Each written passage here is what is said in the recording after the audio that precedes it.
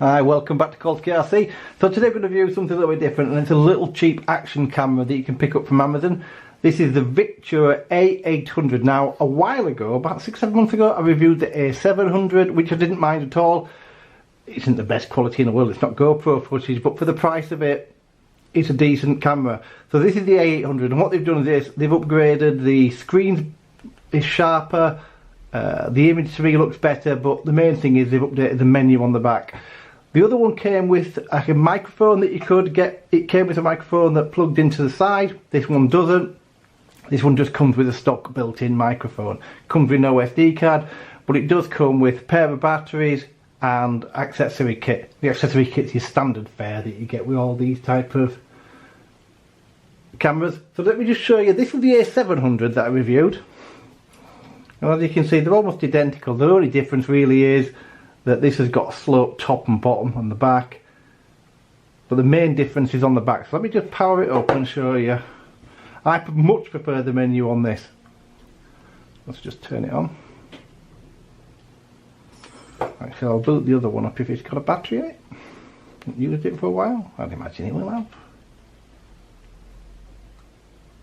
Yeah.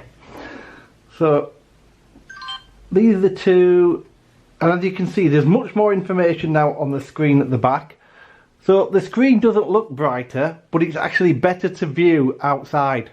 So with this one, you couldn't really see what you were doing outside, even though the screen looks brighter.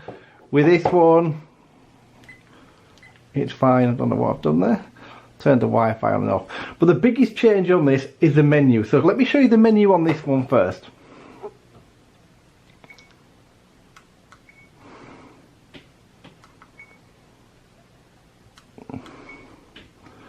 So this was the menu on this. This is your video settings, etc., general settings, language, and this is very much the type of thing that you see on most of these cheap action cams. They've all got a very similar menu on there, but it does its job. This one had electronic stabilization, and so does this. I don't recommend using either of them because it's not great on either. So that's the menu on that one. But on this one, they've done a much more updated menu. Let me just flick into it. So as you can see, the menu is much more easy to use. Much easier to adjust stuff and turn things on. Everything's in one place now. So you can do your image resolution.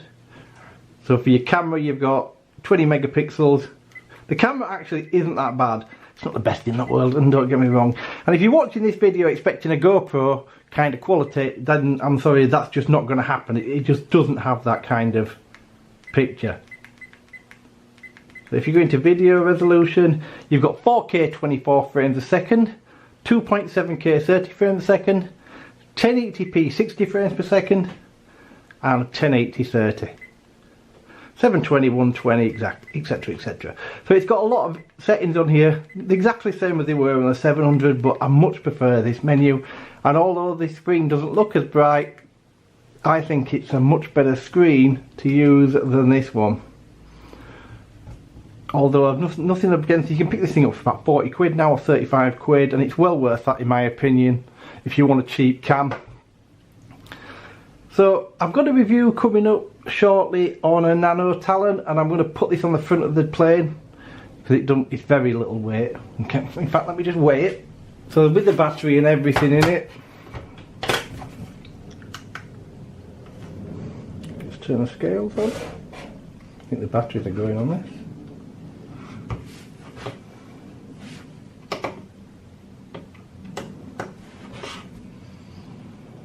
Okay, so the weight of this one is 61.1 grams, and the weight of the old one was 59.7, so it's slightly heavier.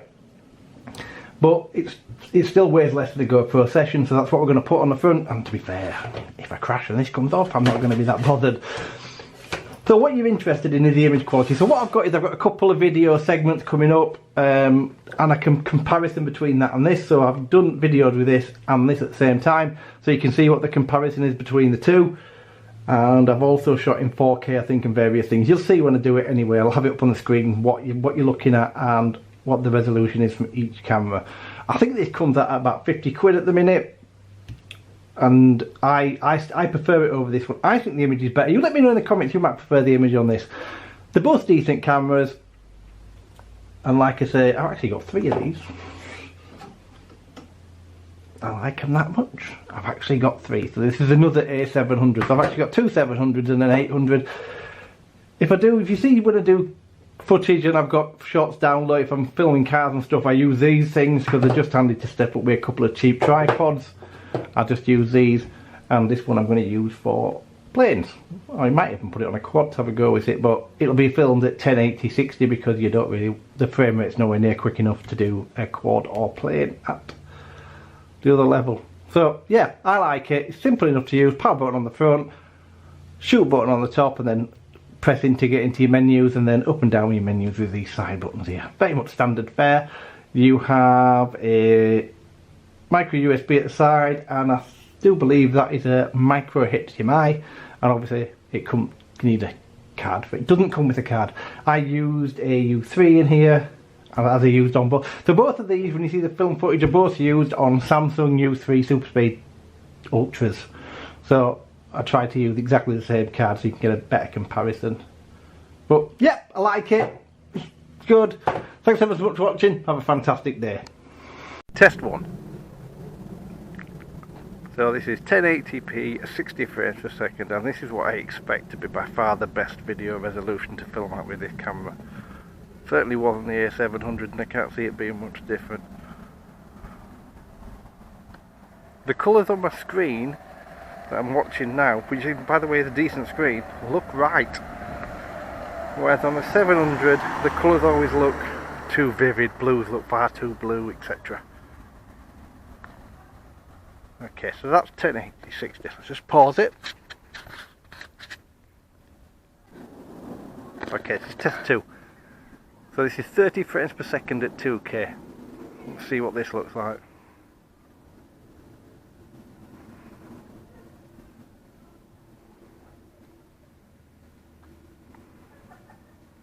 What we should be looking at is dropped frames here. This is where these type of cameras tend to give you a bit of a problem.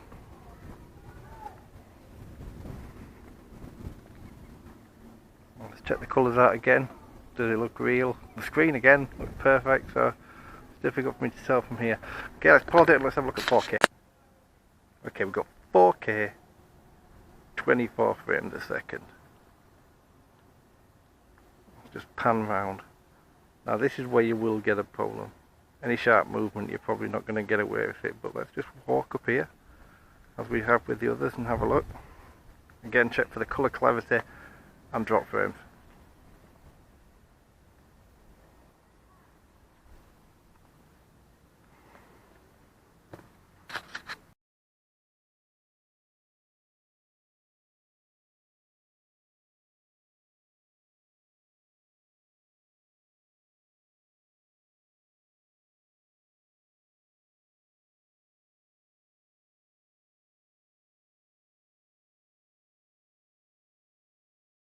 Microphone test, should I say, for the A800 against the A700.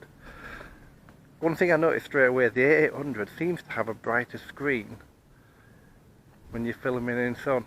It might be my imagination, but it does look quite a bit brighter, to be honest. And also the lens looks slightly bigger on the camera. Let's just go for a little walk and see what they look like side by side. So ignore the judder, because that's my unsteady hands.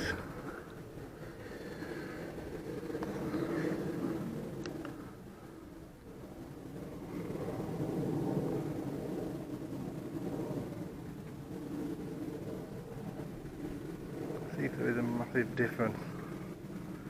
So yeah, both of these are set to 1080-60, which is the best performance out of either of these cameras.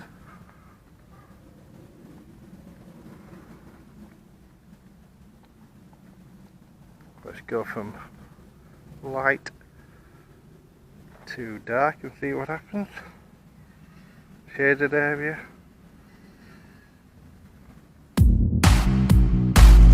Thanks for watching my channel. If you like the video, please subscribe and hit the like button, and also hit that notification bell. There's plenty more good stuff coming up.